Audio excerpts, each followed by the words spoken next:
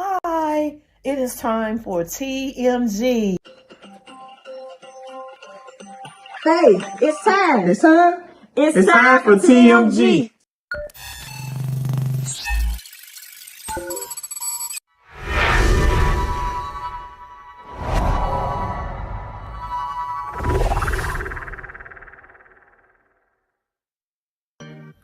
Hi, everybody. Welcome to TMG. I'm your host, Travis Patton Sr. I enjoy discovering and sharing real-life moments of inspiration from everyday people. And this show is about finding moments of inspiration for our everyday lives. And look, and if you're going to tell me something, then tell me something good.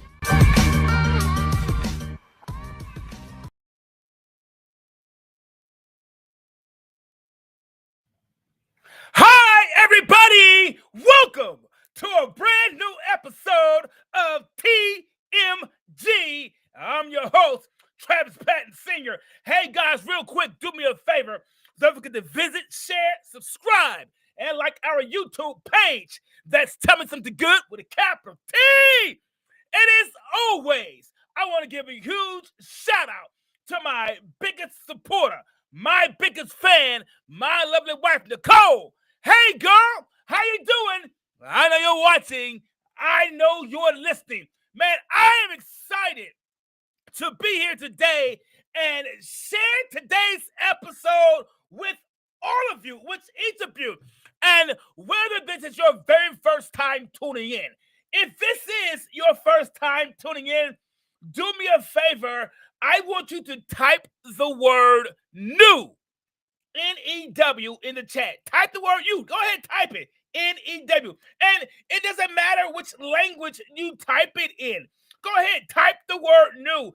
And if you're listening to this on Spotify, or if you listen to this on iHeartRadio or Apple Podcasts or wherever you listen to us on, go ahead and just say, I'm new. I'm so glad to have each and every one of you joining us today. I'm excited to be here. Now, guys, we have a wonderful topic that we're going to talk about today. But before we get started with all that, let me thank all the people who have been here ever since we've been streaming. Thank you so much for tuning in. I really appreciate you. You know I do. Guys, listen, everybody knows that this show is all about finding moments of inspiration in our everyday lives. So if you have an inspiring story that you'd like to tell and maybe come on a show, drop us an email at tellme21@gmail.com. That's tellme21@gmail.com. And you said, well, Travis, I know someone that has an interesting story that would be great on your show. That would be a great guest on your show, but I don't want to come on the show, man. I'm a little camera shy. That's okay. Send us their information anyhow at tellme21@gmail.com. And guess what? And you can even remain anonymous if you like. So there you go. Guys, I'm going to go ahead and play our sponsorship information and get it out the way because I cannot wait to talk about today's episode topic with you and share it. It's going to be good. Don't go away. I know you're just now coming in. Come on in, guys. Get a seat. Get ready. Get comfortable. We're going to get started. Is a proud associate sponsor of TMG Tell Me Something Good podcast. Please use the special link bit.ly/Tell Me Something Good and visit our sponsor. Remember, I may earn a commission when you buy through this link. Fanatics is the place to go for all of your officially licensed sports gear from your favorite sports and sports teams. Use the special link bit.ly/Tell Me Something 21 and pay a visit to our sponsor today. Remember, I may earn a commission when you buy through this link. Breaking your phone sucks. Breaking your phone, then trying to sell it online sucks. Breaking your phone, selling it online, only to find out that the money you'll only get for it sucks. Breaking your phone, selling it online for peanuts, shipping it, and finding out that you got scammed sucks.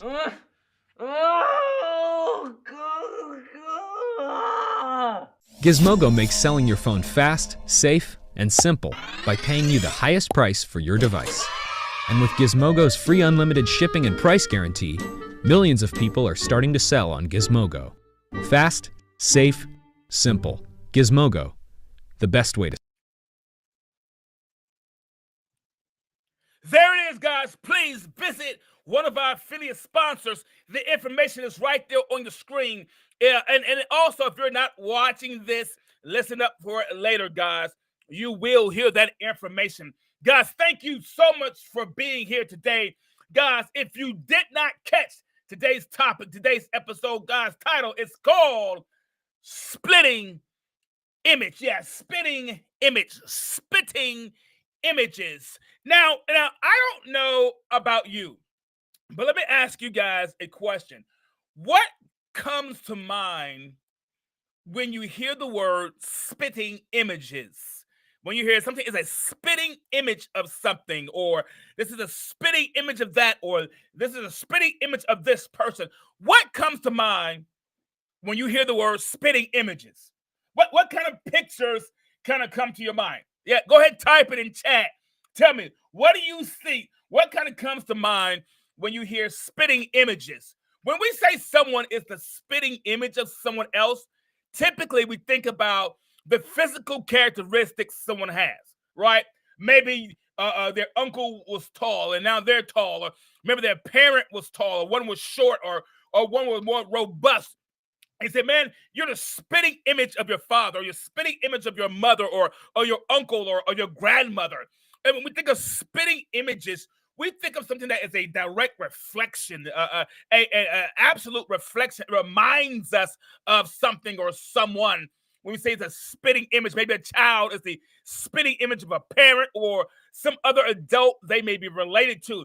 There are millions of children here in the United States and abroad who are considered at risk for various reasons. And I brought up spitting images because we're going to talk about how these children who are considered at risk are the spitting images of something else.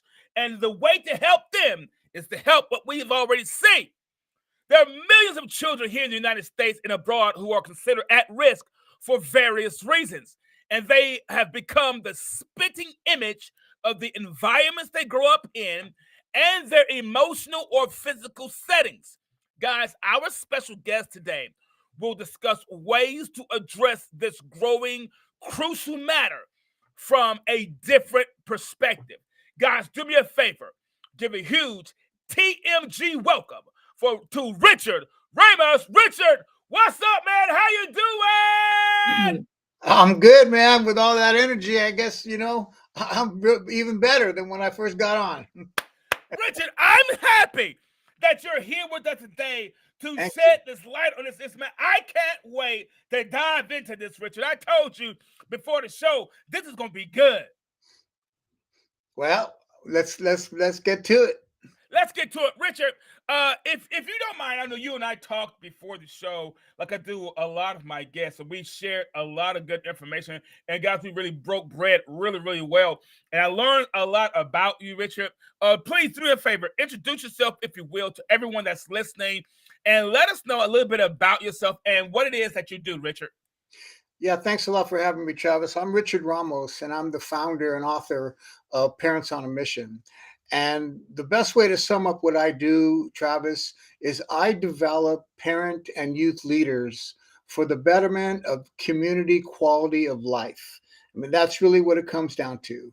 The community, the quality of life in the community, the citizens that live there, the businesses, the thrivingness of it, in my opinion, depends on the people, on the citizens that are living there and working there. And I believe leadership is the key, and it starts in the home. And that's what I focus my time and energy on, is developing parent and youth leaders to better the quality of life in our communities. Absolutely fantastic. And you know what, Richard? You're right. You're 100% correct. It does begin at the top. Everything begins at home because the first interaction, I learned this, Richard, the first interaction that children will have will be the interaction they have with parents, will be the first interaction they have. It also will be the interaction that they learn to have with themselves. That's Yeah, right. I know we don't like to talk about that much, but our individual interactions, our personal interactions that we have with ourselves, they matter just as much as the interactions that we will have outside the home. And it is those family dynamics, Richard. It is those family dynamics, those first family dynamics that have a huge impact on our communities, That's on our right. neighborhoods, on our society. And we look at society as a whole, Richard, and people think, oh man, it's so bleak, it's so big problematic. How can we fix this big problem with so many kids at risk? It's so big, it's so huge. And you said, wait a minute, let's just start where it all begins, at home. Yes, sir. Let's start with how that child views themselves. Let's start how that child views themselves within that family dynamic, within that family, because how that child views themselves in that home and within that family ultimately will reflect in how they handle and interact with everybody outside that door, Richard. That's what I believe, man. And, we forget about that. As you said, people are looking for the answer always everywhere else out there somewhere, as if the answer is, it's more sports, more gyms, more parks, more pools, more playgrounds, more prisons, more police, Yeah. more activity, more this, more that, more education, more. If all of those things, which those things are good, but if those things were the answer, we would have solved these youth problems and violence problems a long time ago. The truth is, it's not working because we're neglecting the authority of parents in the home and the role model that they provide. And unless we fix that, we're just going to continue on this road of seeing the detriment of our communities. Richard, man, you hit the nail on the head there. A lot of times, we try to find things that are replacements for the parents. Now, here it That's is when we're in a technological age, and it's the age where everything is push button and serve me right now. I could push right. it right now, serve me right now. I remember coming up, my grandmother had to teach us how to cook. Now everything is, oh, just throw it in the microwave. Everything's push button, or throw it in the air fryer. Everything is push button. But it wasn't the lesson of teaching me how, it wasn't the food that was important. It was the time spent with the child passing information along.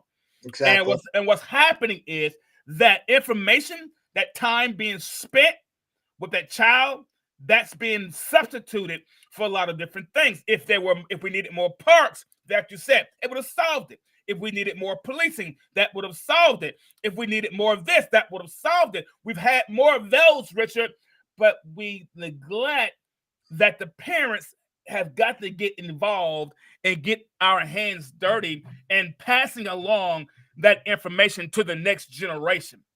Yep, that's right, man. And that's what Parents on a Mission is all about. It's about parents understanding the importance of their leadership, that you, as mom and dad, are the most important people in the community. A lot of times when I ask crowds or parents that, who's the most important person in the community? It's always the politician, the priest, the pastor, Right. the school, all these other, the coach, which all of those people are good people, but they are not the most important person when it comes to raising your children. It's you, mom and dad. You are the number one asset in the community, and you need to know that, not forget that, and keep practicing that. Absolutely. And here's what I understand. Parents, I get it. We're busy. We have a tough schedule. We have to get the kids up in the morning, prepare them for school, get them for their school day.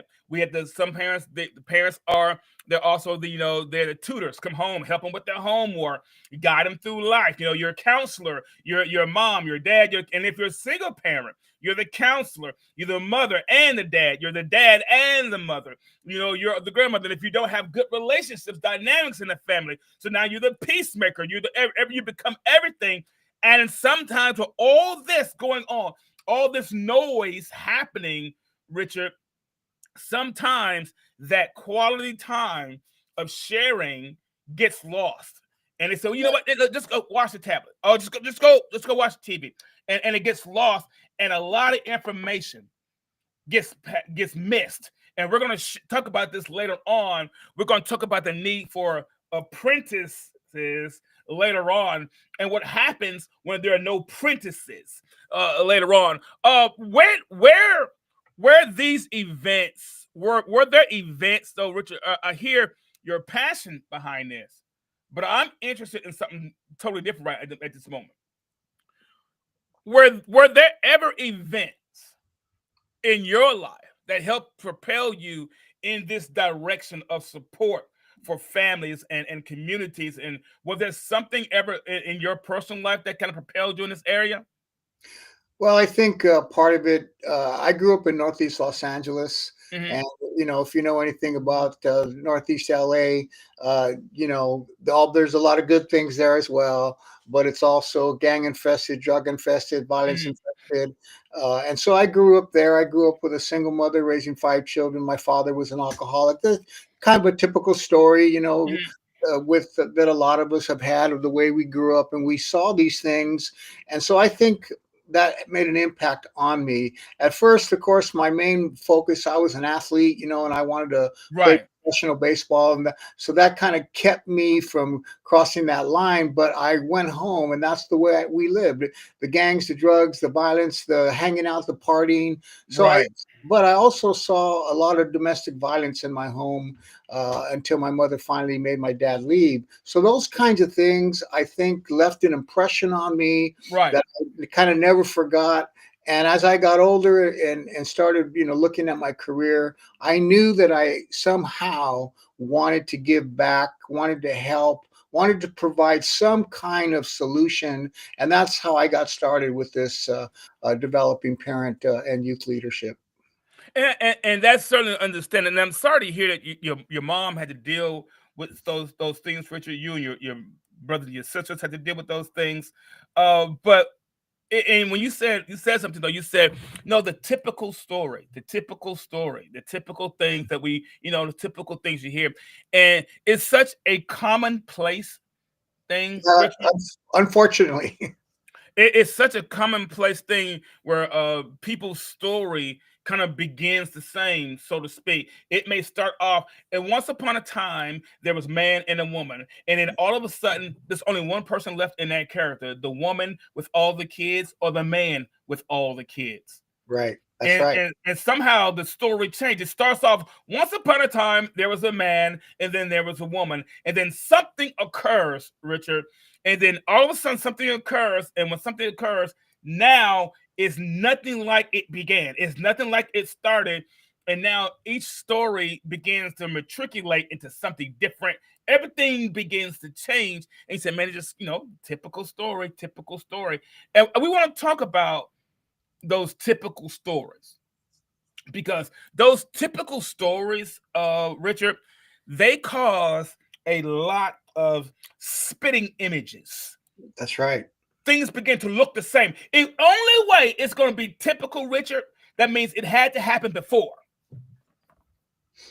It wouldn't be a typical story if it didn't happen previously.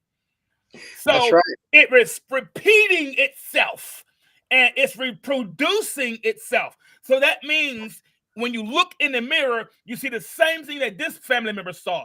You see the same thing this person saw, or the same thing this culture saw, or the same thing in this culture. So it's the spitting image factor. And I call it a spitting image factor because it continues to reproduce itself over and over again. I call it the spitting image factor.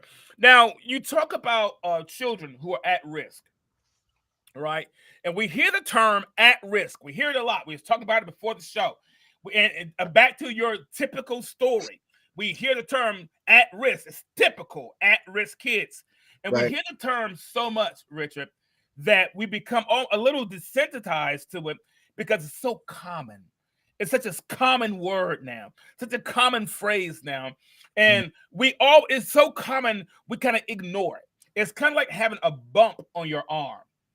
You don't remember that it's there until you bump it against it or somebody brush against it and you get irritated and you go, ouch, man, I forgot I had that bump there.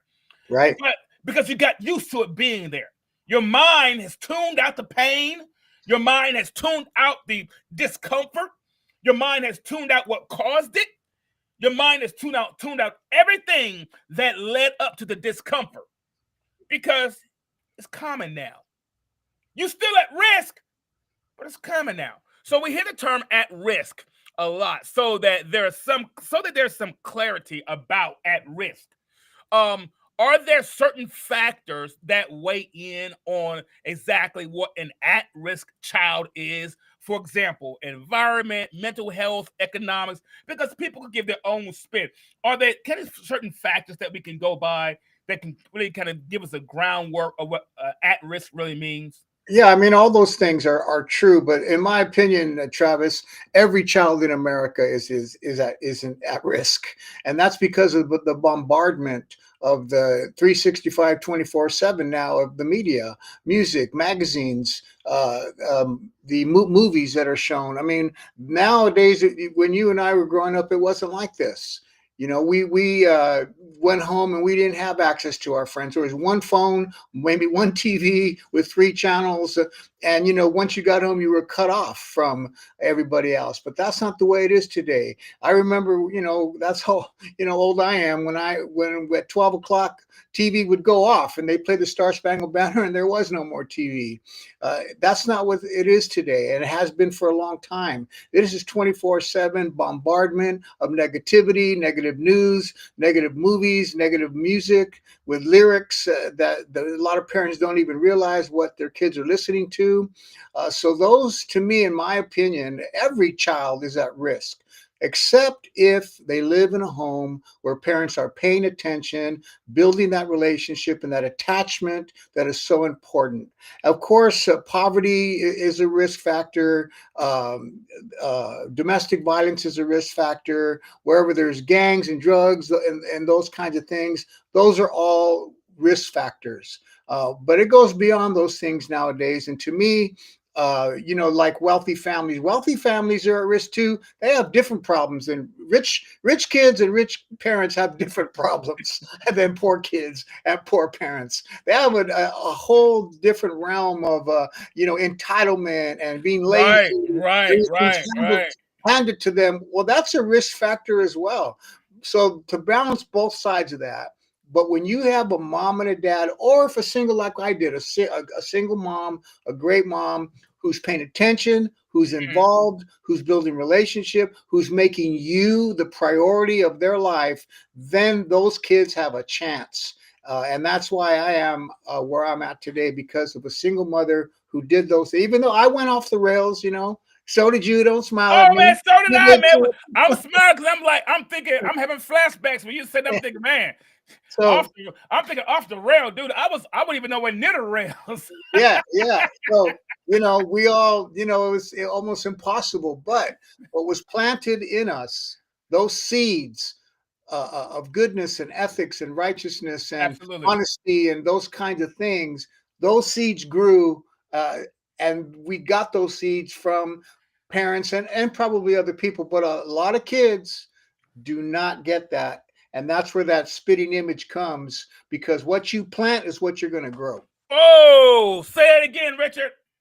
What you plant is what you're going to grow. And if you're not planting images of positivity and influence and power and those good things, then all the negativity and irresponsibility and all those things, violence and etc., that's what you're going to grow in your own kids. And you know, Richard, man, listen, that right there says a lot. Now, you said what you plant is what you're going to grow. That means I get a picture. If anybody listening has ever planted a flower, you ever planted anything in a garden, anything, what if you plant anything at all, and it grows, but it grows because you initiated it by planting. You initiated growth by planting something. And we have to understand, we initiate growth by what we plant. That's We right. initiate growth. And say, well, they just won't develop. We have to initiate the growth. I don't know why we have to initiate the growth. Somebody has got to start it.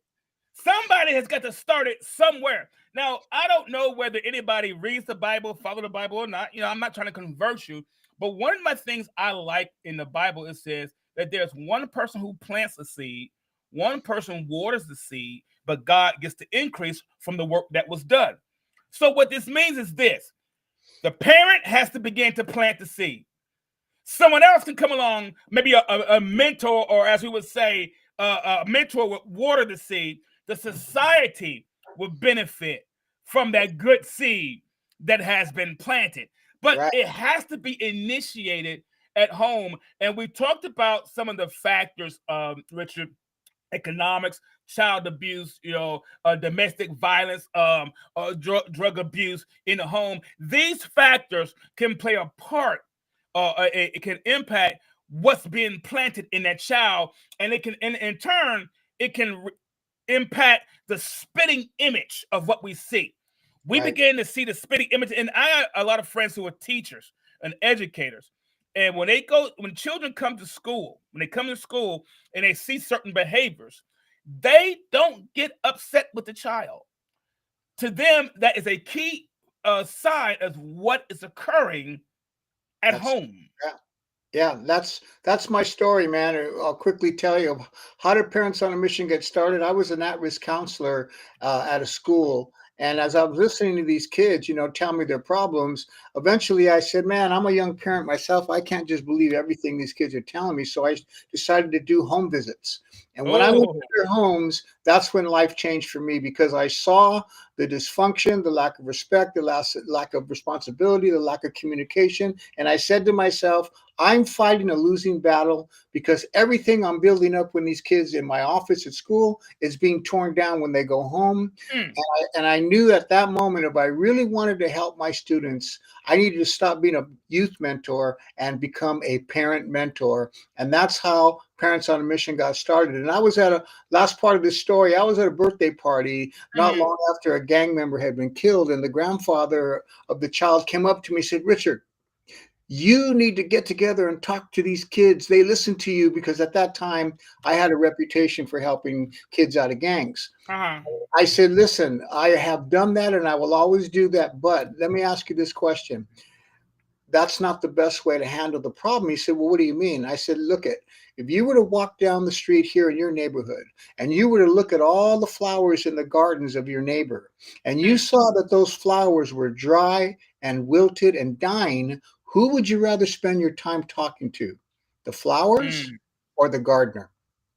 He mm. looked at me and he said, "Oh, wow, I never thought about it like that." I said, "Yeah, let me explain to you. The flowers in our yard are like the children in our home. And the problem in the community is everybody wants me to be their gardener. And I can't do it by myself. I need more Ooh. parents or more gardeners to take care of their own flowers." And that's how Parents on a Mission got started. Richard, man, that's deep right there, Richard. That's some good stuff right there. That's some good stuff. That right there, Richard. And it's like, again, we said early in the beginning, we want to a lot of times remove the parent from the home, or remove the parent from their responsibility as being a child, of being a parent to the child. And you cannot remove that parent's responsibility to be a parent and expect that child to grow up and resemble the things that we want them to have in society. And as parents, we have to plant the right things in our children. You said you made home visits and you noticed that everything that you were planting in a child was being uprooted and challenged when they went home. That's right. So you're building them up and telling them that they can accomplish anything in life. You build them up and tell them, "Hey, look, you can do this. I know you can." And you're building them up, and when they get home, they get the complete opposite. And do you think maybe, Richard, they get the complete opposite because the parent may be having a tough time dealing with the things that they are dealing with in life. Because think about this. We're talking about spitting images, right? Maybe the parent never got a chance to feel that they could be more, so they aren't able to provide more to the child. Well, that's exactly what I found, Travis, and why in Parents on a Mission, the very first thing we teach is personal growth. How to grow your emotional maturity. How do you do that? Because what I found is so many parents, they're hurting from past wounds and hurts and pain and the way they were abused and the way they were raised and the way where they were talked down to. And you're exactly right. But the problem is then they become parents and then they just repeat the cycle. And remember this, I always tell parents this: growing old is automatic. Okay, I didn't get gray and lose my hair. I didn't have to try. It was automatic. I didn't always have gray hair. I had dark hair. Without trying, I got It old. just happened. But growing up is not automatic. Woo! You can have a 35-year-old dad with a 15-year-old mentality. And then he starts having kids, and that kid becomes 13 or 14, giving him problems. And now you have a 15-year-old mentality dealing with a 13-year-old mentality. And that is a big problem in a lot of homes. And they're butting heads. Butting Butting heads. heads. Because what you got two teenagers doing this. Right. You got two teenagers. You got two teenagers going just like that, and it's tough. It's hard for them. But I want to emphasize what you said, which is that a lot of times it's because that mom or dad never had a chance to get healed themselves, to be listened to and understood and encouraged and supported. And that's what Parents on a Mission is all about. Love it, man. Absolutely love it. We're going to dive into that piece of this, of that too, of this as well. Spitting images. We're going to dive into that as well. Now we're discussing today the spitting images, and how these children become the spitting image of what's around them and what's in their world. How they begin to look like their circumstances, and that's key.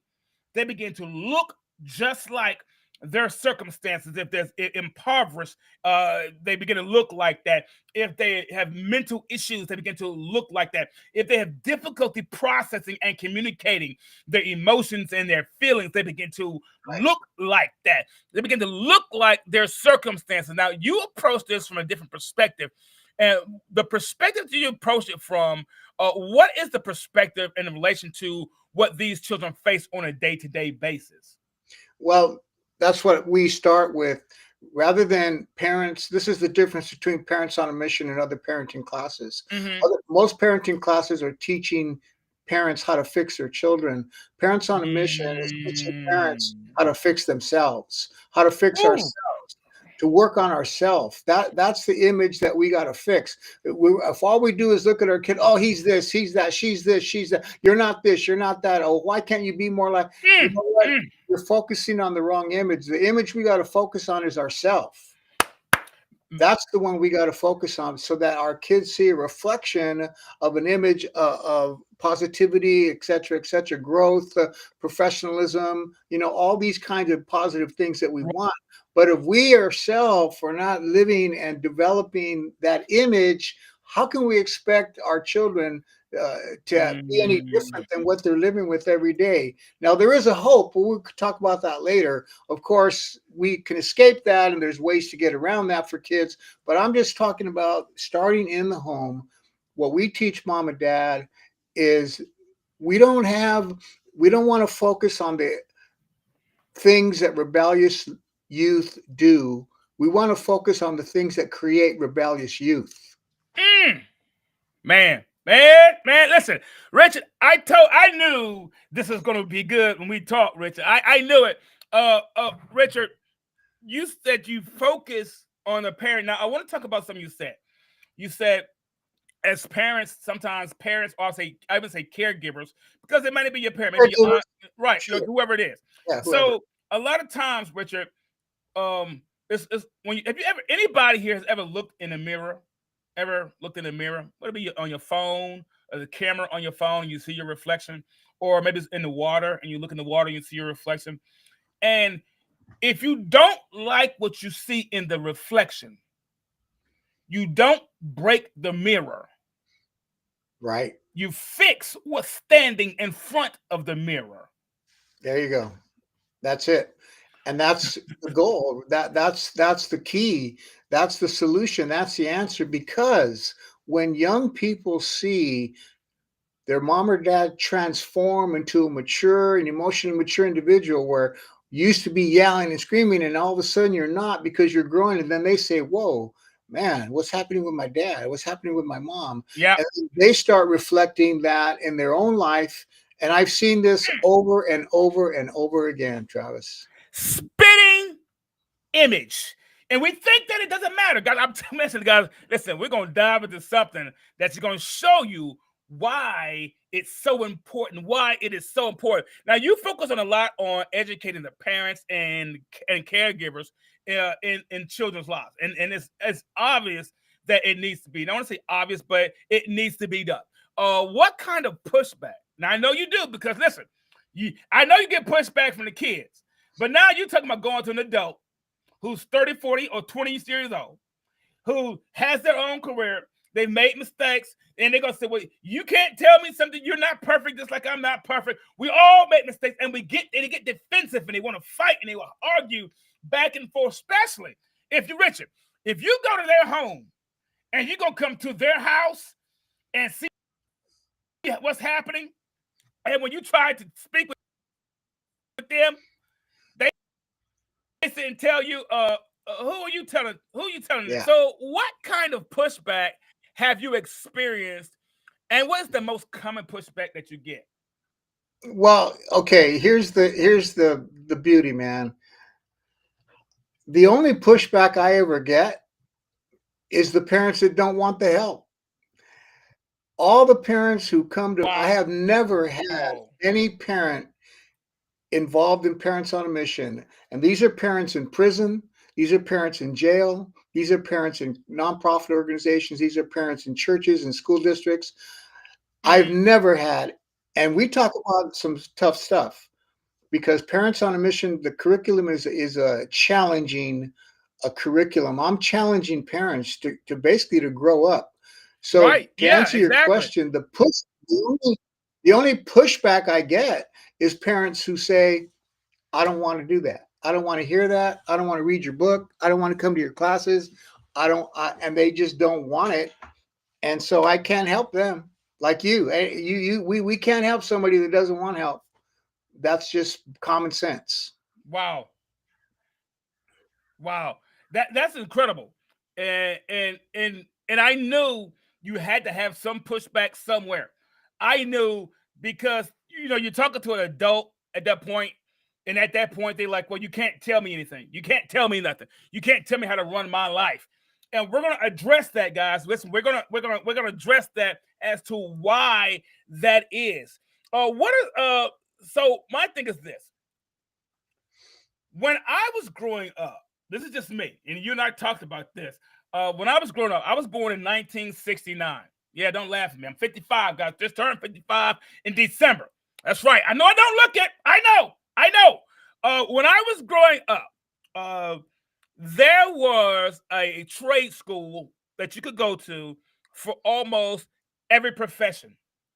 And I remember the high school that I went to here in Alabama, the high school I went to, they had a secondary school that you could go to learn a trade. You could actually go and get out of regular classes and learn a trade, and it would count as grades. I kid you not. So they had a trade school for almost everything. And in a trade school, if you're not familiar with a trade school is, they teach you a trade like HVAC, or doing, air conditioning and heating in your home, electrical, plumbing, carpentry, woodwork, things like that, metal work. It was an auto shop. They would teach you a trade. And it would be something they could do every day. So they would teach you a trade. And there was a trade school for almost every profession. Richard, if you could name it, There was trade school for it. I promise you, it was. If you want to be a plumber, there was a trade school for it. If you want to be an electrician, there's a trade school for it. And I know some people out there, Richard, they remember these. They remember these trade schools. Yeah. And once you finish trade school, you would then go and work with someone else. You would go work with someone else who's already working in that profession. They were a master plumber, master electrician, already a carpenter. They've already had a master in carpentry. So they were already had years of experience and would do these things. And when you finish trade school, you go work with someone who knew how to do what you're trying to do, who already had experience to do what you're trying to do in life. And you would become what they called an apprentice. You would be their apprentice. They would be the person who would mentor you, train you, or whatever, but you would be their apprentice. Now, funny thing about it is they would teach you, they would train you, and after some time, you would then be able to go and begin working in that field yourself. But also, you would be able to take on another apprentice yourself. And you would teach someone else the same way that someone taught you.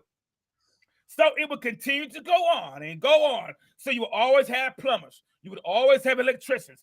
You would always have HVAC individuals. You always have somebody working on your air conditioner. You always have somebody working on your car, because that apprenticeship would keep going and keep going and keep going. And somebody was always learning and always doing and always passing along and passing down that information. They would teach you. They would train you. You could go do it someone else. Now, Richard, what I found out is this.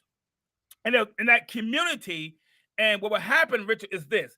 There will always be a voice for that profession in the community. There will always be someone who could work cars. There will always be someone who could do carpentry. Always be someone who could build and do, because that information continued to be passed down. There will always take on an apprentice. So it's always be a voice in the community for that profession. Tell us from your experience how the dwindling numbers of apprentices, and I know the pretty word that we use today, Richard, is called mentorship, but it's the same thing as an apprentice. Right. So it's the same thing. So tell me how the dwindling numbers of apprentices, somebody's willing to take on an apprenticeship or mentors with the next generation or with the youth that we see at risk, how this impacts our communities, neighborhoods, society as a whole. Yeah, now watch this, Travis. This is how I deal with that. Everybody says it takes a village to raise a child. I say it does not take a village to raise a child. It just takes good parenting. If you believe that the village, it takes the village, how many of you are willing to turn your child over to the village? And you know what? Exactly. Nobody ever raises their hand, because the truth is, we don't know who we can trust in our society today. That saying it takes a village to raise a child was meant for a different time, a different culture. From the White House to the church house to the schoolhouse, we don't know who we can trust anymore. And so the apprenticeship has to be in the home. It's about mom and dad. It's about depending on the parents. And this is why we teach parents, the community does not build your family. Your family is building the community. And it's about citizenships. Now, let's think about this apprenticeship and these new people that are going out in the community. Here's the thing. Where do the citizens or the apprentices of the community come from? Citizens go to church. They don't come from church. They go to school. They don't come from school. They go to businesses. They work there. They don't come from there. Where then do the citizens or the apprentices come from? They come from your home. And here's the question, mom and dad. Their question is this. Therefore, what kind of citizen apprentice are we sending into the neighborhood every day, into the schoolhouse every day, into the church every day, and ultimately as an employee? Who are we sending out? Because they're coming from our home. We can't depend on the community to apprentice our children. We need to be that master carpenter, that master positive person, or however you want to use the metaphor that Travis is using. It has to be us. And therefore, then we send into the community, rather than being afraid of them being overtaken by all the darkness, we send out a light. We send out a leader. We send out a child who can be a light to the darkness in the community because of what you, as a mom and dad, have planted in them, the way you've influenced them as their apprentice, and they're your apprentice, or they're your disciple, if you want to put it that way. That is the key to the community. That is how communities thrive, is because of solid, respectful, obedient children who know how to get along in society, care about their neighbors, do a good job, not cut corners, have integrity, on and on and on. That's the kind of employee employers want. They want to be able to hire somebody Exactly. who can teach skill, but morals and ethics and integrity and character, that has to come from the home. That's the first place of apprenticeship. That's right. Begins at the home. And guys, remember I told you this. I said back in the day when I was growing up, man, there was always a school for any kind of trade, and there was always the voice of a plumber represented in the community because somebody was a plumber. Somebody went to school that had the trade. There was always a voice of a carpenter in the neighborhood because that was always represented. The carpenter was always represented because see Travis, but what we need are more parents on a mission. You know, you're using the metaphor of more carpenters, more plumbers, more electricians. Yes, we need those people, but in order to deal with society that we're talking about here, the spitting image, we need more parents exactly to reproduce that quality of life individual. And we mentioned something earlier. We talked about something earlier, and I'm going to say this right now, Richard. We talked about earlier how spitting images. We talked about, man, maybe the parents can't give what they never got within themselves. That's right. Maybe they can't give it because they never got it. And we talked about there's always the plumbers always had a voice in the community because somebody went to school for it. Electricians had a voice in the community because they went to school for it. Maybe the parents never got their voice.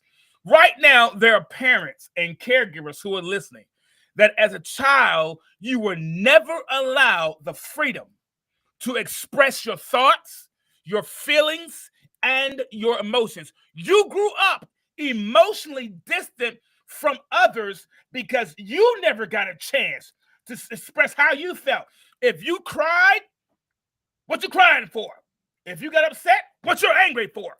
They would get angry at you because you're angry. They would get upset with you because you're hurting, and they could not comfort you because they never got comforted. When their hearts was broken, when they had disappointment, they can't comfort you because they never got it. I'm not making any excuses for anyone, but what I'm saying is you can't overlook what you don't know. And the things that the parent is what's reflecting in the child, the spitting images that's reflecting in the child are the same spitting images that's reflecting in the parent from their parents, from their caregivers. And their voice, Richard, was never heard. That's right. No one took the time to hear them. And Richard said, this is where he steps in and speaks to the parents about bettering and healing yourself so you can heal your children in a much, much better way. Yeah, and I went through that myself, Travis. I was not an affectionate, understanding dad when I first got started. As a young father, I didn't know any better. Right. None of us did, man. Are you kidding me? None of us did. So we did our best, but I had to learn how to be affectionate and more understanding and more patient. And, I got better and better, and it's a lifelong journey. I'm still growing in that. I haven't, you never arrive. I'm not perfect. Never arrive. You got to, it's an ongoing life process that I'm still going through now. I still make mistakes, but the issue is we can be healed, we can get better Correct. if we want to, number one, and number two, if we have the resources there. And that's why I do Parents on a Mission. That's why I wrote my book. That's why I do what I do, because I want to be at least one resource. There's a lot of other resources, obviously, but I want to be at least one of those. Absolutely, Richard. Absolutely. What are some, we talked about this today, but what are some practical things that a parent, and we talked about how there's no perfect parent, there's nothing perfect, and we all continue to learn. And the reason we continue to learn is because our children continue to learn. They continue to evolve. As they evolve as individuals, we evolve as parents in how we interact with our children. What are some practical things that a parent and a caregiver can do to begin to educate themselves to better the relationship they have with their children in order to move the needle from at risk? Yeah, we teach 6 basic principles. I can go over them very quickly. Number one, as I already mentioned, the first thing we do is we teach parents how to grow themselves. If I can get a parent to say, "Hey, Richard, okay, you got me convinced. Okay, I need to grow. I need to emotionally mature. How do I do that?" And that's the first lesson. We teach them how to do that through the power of their mind, their thought life, the power of their choices, and forgiveness, the power of forgiveness. So those are whole lesson. Secondly, we talk about the proper use of authority. Too many parents abdicate their authority to the counselor, the coach, grandma, and everybody else. But understanding, no, mom and dad, you are in authority, but you have to Right. use your authority properly. And we teach how to earn respect for your authority. Third, we talk about the proper use of discipline. Because today discipline is a controversial, not only today, but for a long time, subject. Is a controversial, but a lot of too many kids are being abused in the name of spanking. And so that's something that I don't know any other parent curriculum that talks about it, but I do talk about it because I made a promise to those kids many years ago. If you tell me what's really going on in your life at home or why you're screwing up out here, I will stand for you. I will speak for you. And that's when they began to share with me these things. And so we talk about the proper use of discipline, the difference between punishment and discipline. Those are two different things. The next thing we talk about is community building, which really is about citizenship. And as I already said, the community is based on citizens. Where do they come from? They come from the home. And so we talk about a whole lesson on community building and how you do that in your home every day. From there, we talk about then reconciliation, meaning that all families have problems. My family has problems. That's not the issue, and that is not abnormal, and it's nothing to fret about. What is the issue is how do we handle the problems? How do you reconcile when you have falling outs, arguments, all these kinds of things? And we talk about how you reconcile, how you initiate and have the humility to ask for forgiveness or look Ooh, for Richard, man, that's and that. and the last one is loyalty, because that is the battle that parents are facing today. And here's the question: who is going to win the battle for the loyalty of your son, your daughter? Their heart, their mind are being influenced, as I already said today, bombarded by all these social media influencers. And what do they want? The prize is the pledge of loyalty from your daughter to them and not you. And so in that lesson, we talk about how do you win the loyalty of your children. So those are the 6 principles that we teach to help parents be empowered and to grow and to solidify their attachment and connection with their kids. Richard, um, these 6 steps could be a whole another episode all by itself. Bring me back. Bring me back. Oh, you will come back. The one I want to look at real quick, reconciliation. You said the parents must be humble enough to come back and say, man, I did not do that the right way. I am Right. so sorry. Yeah. I had good intentions, but my good intentions, I didn't do it the right way. I went overboard. You know, I remember Richard, when I was going to a therapist, and I'm going to a counselor therapist to help me process my thoughts in my mind. And my therapist, I'm gonna share this with everybody. He said, Travis, man, you have either A or Z. You go from one extreme to the other extreme. He said, Right. you do not even count the other 24 letters in between. And with parents, a lot of times we either it's really good or really bad. That's right. We don't account for maybe they had a bad day. Maybe this, maybe this, maybe that, maybe We we got to don't. go to P, not Z. Yeah, we go straight from P to Z. We don't we over everything. And for a parent to have to be humble to come back and say, hey, man, I had good intentions, Right. but I didn't do it the right way. I was trying to help. I thought I was helping you that way, but I was really hurting you. And when a child comes to, and listen to parents, and when a child comes to tell you and say, hey, that's not really helping me. That's not helping how I feel inside. I need you to tell me this. I need you to walk me through this. Because in doing so, parents, you can walk your child through the pain that you had. You can help them through the pain that they're going through by allowing them to know how you walk through the pain that you had. That's Keep right. it as a secret. Well, that was back then. No. That may have been back then for you, but it's right now and very present for me. And what you dealt with as a parent, it can help your child deal with what they're dealing with today. They may not have had social media back then, but people still talk. See, That's social media, Richard, you can talk on social media and you could be halfway across town. Back then, Richard, they just drive up to your house and talk to you in your face. That's right. So social media just replaced somebody burning gas and coming to your front door. But it's the same thing. The same way it hurt you when they came to you and confronted you face to face, it's the same way it hurts them when they pop open a social media page and there it is right there on social media. It still hurts them the same way. So reconciliation doesn't always mean you did it wrong. It means I could have done it better. I could have done it differently. And we think reconciliation, Richard, means, oh, I didn't do anything wrong. Well, it means you could have done it differently.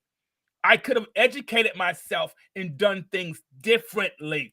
Doesn't always mean you were in the wrong. Yeah, I mean, the main thing about it is acknowledging. Exactly. That's all kids want. That's all they want. We got to acknowledge when we blow it. It doesn't mean that they were right.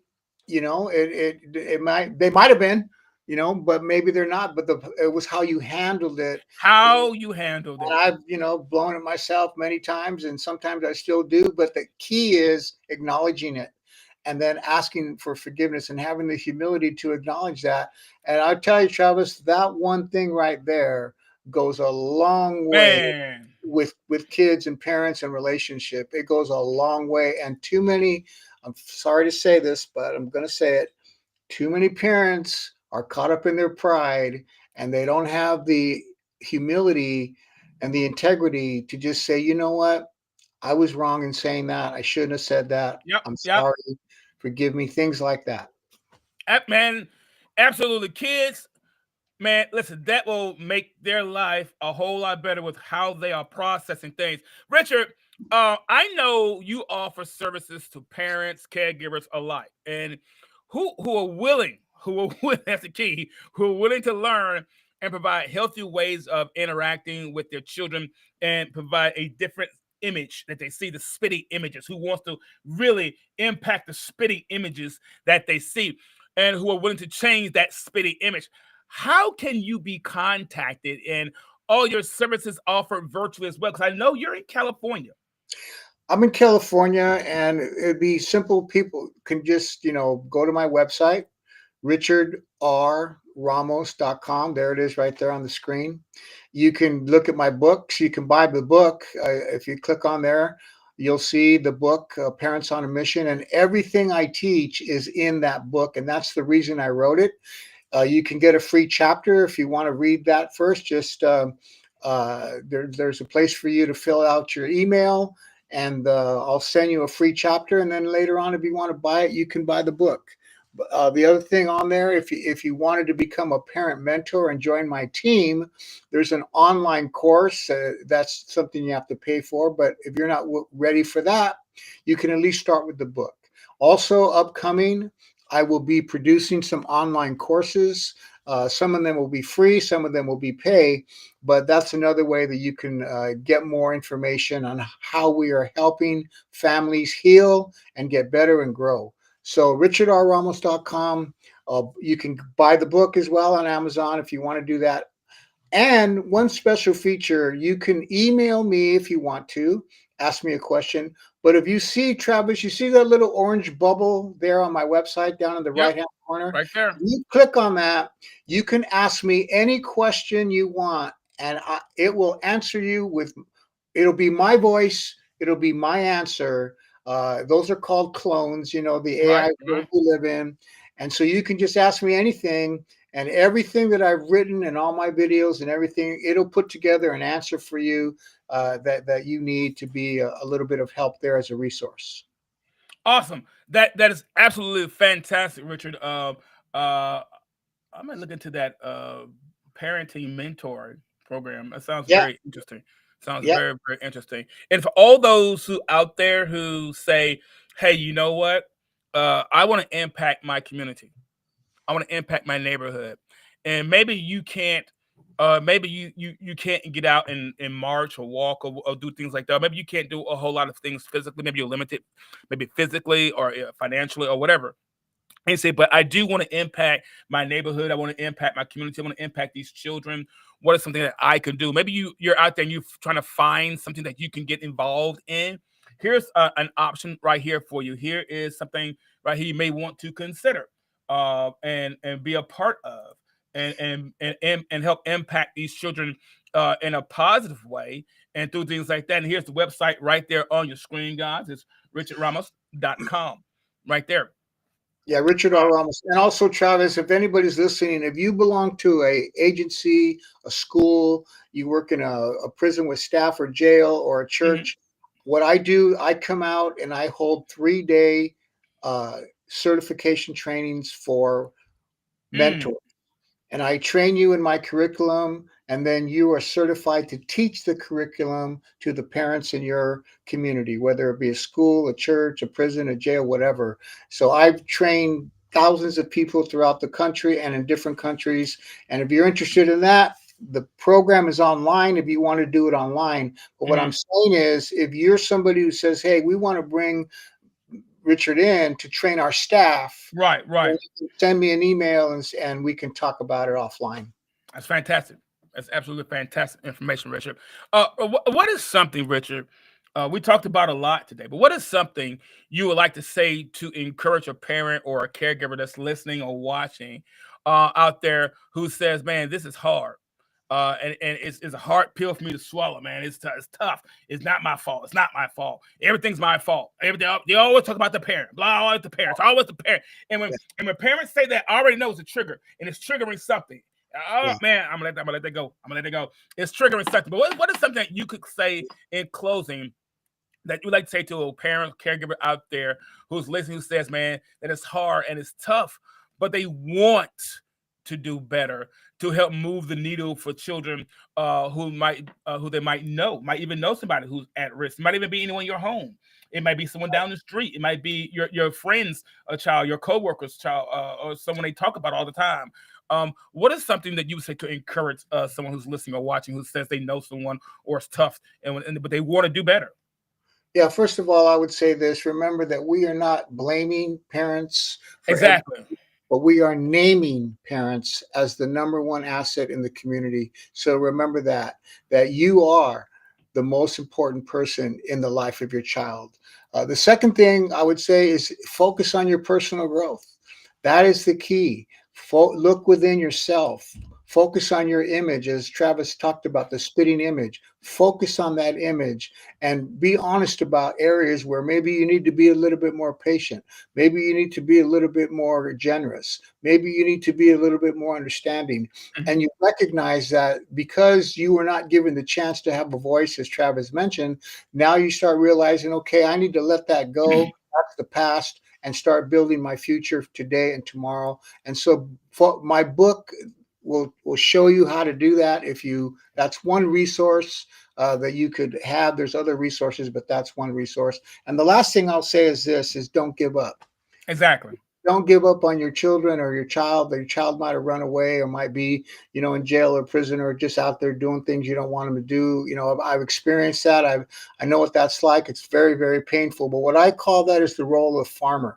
And as Travis said, it's hard work. What does a farmer do? It's hard work. But every year, without giving up on the land, they plow, they plant, they water, they cultivate, and there, because you do that, the law of the harvest is on your side. Whatever you plant, you're going to grow. What you sow, you're going to reap. The law of the harvest is on your side as long as you are consistent in plowing the ground, planting the seed, watering the seed, and cultivating.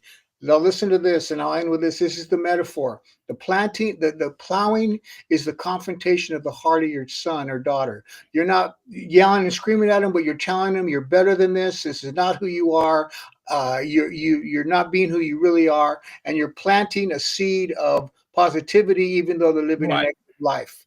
The seed are the words that you use to say that. So instead of shaming them, you say it in a positive way. You are better than this. Correct. And that's the seed. The watering is anytime you can show some kind of affection, a high five, a fist bump, Exactly. compliment them for what they've done, a good job on this or that. And then like I said, the cultivation is the same thing. The affirmation you give them, hey, good job.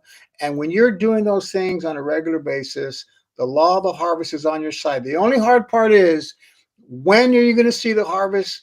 That I cannot tell you. It could take weeks, it could take months, it could take years, but don't give up.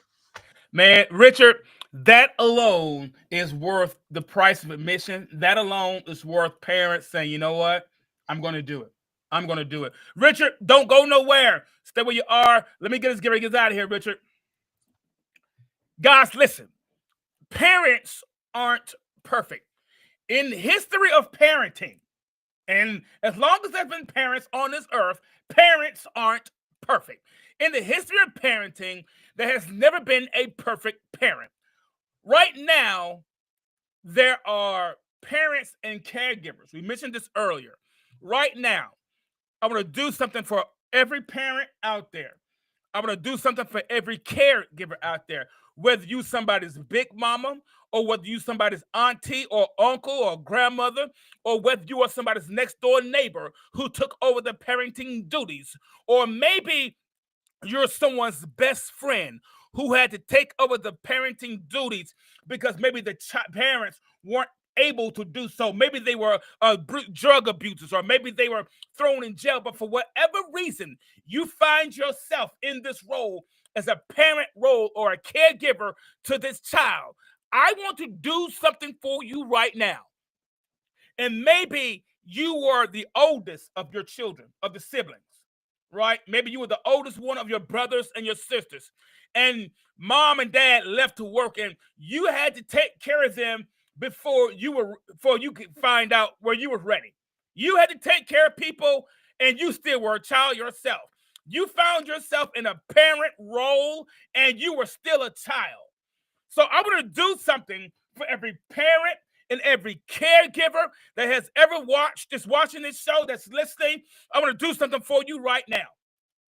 Right now, there are parents and caregivers listening that as a child, you were never allowed the freedom to express yourself emotionally or ideas freely without reprimand. You tell somebody you don't feel good, so what? Suck it up, rock it off. You never got a chance to express who you are emotionally. And as an adult, you find it even tougher to express yourself. I want to do something for you. You grew up emotionally distant from others. And they don't understand why you can't be compassionate toward them. They don't understand why you can't be really loving toward them. They don't understand why you can't be that, show them that love that you really need. You don't understand why they can't express what you need. And your voice was taken away from you. Every time you spoke up, they took your voice away. Every time as a child, you would say, Mom or Dad or Auntie, I don't feel good. Or I feel. Every time you spoke up about things, they took your voice away from you. Today, you get your voice back. Listen, if you have to hum, I don't care if you hum your favorite song. I don't care if you start humming the Star Spangled Banner. I don't care if you hum your favorite TV show tune, your favorite theme show, but hum something. Just start humming. It might be an old hymn. I don't care what it is. But if you have to hum, if you have to sing, but open your mouth and say your name. That's right. Type it in chat. Travis. Whatever your name is, say your name out loud because your voice matters. They may have taken your name, but today you get your voice back. Even have to just say your name. As a matter of fact, if you're watching this, say your name out loud. If you're driving in a car, say your name out loud and get your voice back. Maybe the spitting images we will begin to see in others can begin with the spitting images that we see about ourselves. Go ahead and get your voice back.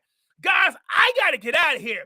But as always, imparting, don't forget that you can be here every Thursday, 6:30 p.m. Central, 7:30 p.m. Eastern, to listen to the show. And you can stream with us on your favorite podcast app form like Apple Podcasts, Spotify, Pandora, iHeartRadio, and so many more. As I get out of here, as always, imparting, if you're going to tell me something, then tell me something.